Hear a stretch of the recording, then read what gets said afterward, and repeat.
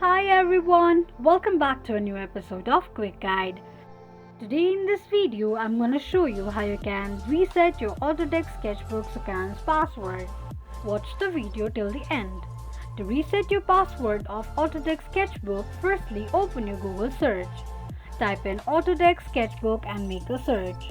The search results will be displayed on the screen. Click on the login link shown on the page.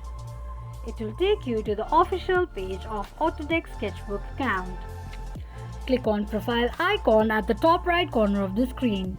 Enter your email address and tap on next. On the next page, click on forgot option. Click on images and tap on verify. A reset link will be sent to your email address.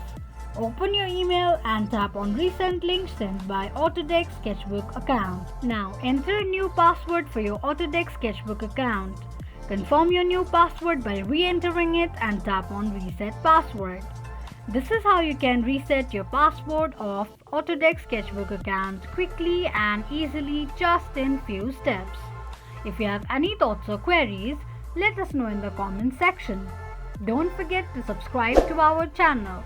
Also, press the notification bell icon so that YouTube will notify you whenever we post a new video. I hope this video was helpful to you. Thank you so much for watching.